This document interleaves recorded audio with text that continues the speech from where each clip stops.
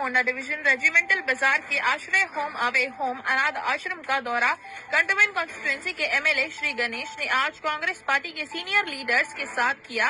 और आश्रम चलाने वाले मैनेजमेंट से मुलाकात करते हुए उनकी जरूरतों के बारे में सुना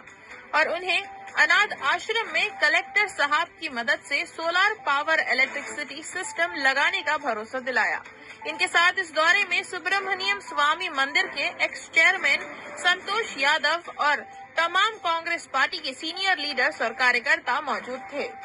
गवर्नमेंट स्कूल ఎవరైతే మేడం గ్రేస్ గారు ఆర్గనైజేషన్ ఉందో హోమ్ ఫర్ గర్ల్స్ అని ఆశ్రయ ఫర్ గర్ల్స్ అనేసి హోమ్ ఫర్ గర్ల్స్ అనేసి ఏదైతే వీళ్ళు పెట్టుకొని 100 మంది స్టూడెంట్స్ ని ఆడపిల్లలను అందరినీ వీళ్ళ దగ్గర తీసి వీళ్ళు చదువు అయితే గవర్నమెంట్ చెప్తుంది, మిడ్ డే మీల్స్ గవర్నమెంట్ ఇచ్చిన బ్రేక్ఫాస్ట్, డిన్నర్, స్నాక్స్ ప్లస్ మిగతా ఎడ్యుకేషన్ కావాల్సినది వాళ్ళకు ప్రతి ఒక్కటి ఈ గ్రేస్ మేడం గారు చూసుకొని వాళ్ళకు చదువుకిస్తున్నందుకు వారికి ధన్యవాదాలు. వారితో పాటు ఈ ఎవరైతే స్టాఫ్ ఉన్నారో వారందరూ కూడా తన సొంత కుటుంబ సభ్యులుగా చూసినందుకు ధన్యవాదాలు తెలుపుతూ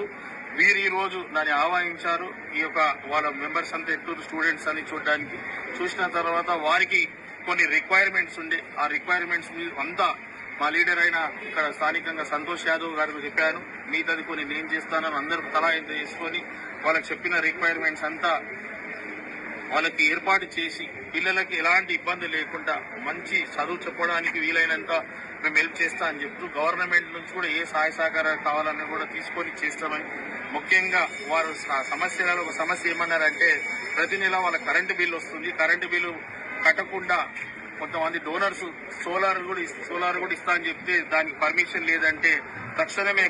హైదరాబాద్ కలెక్టర్ గారితో మాట్లాడితే వారు కూడా సానుకూలంగా స్పందించి ఇమీడియట్ గా వాళ్ళకి పర్మిషన్ కూడా ఇవ్వడం జరిగింది. ఇప్పుడు సోలార్ ఇన్స్టాలేషన్ ద్వారా వాళ్ళకు కూడా నెలకి ఒక 15,000 రూపాయలు మిగులుతుంది. ప్రతి పిల్లలకి మంచి చూసుకోవడానికి కావాల్సిన వసతులంతా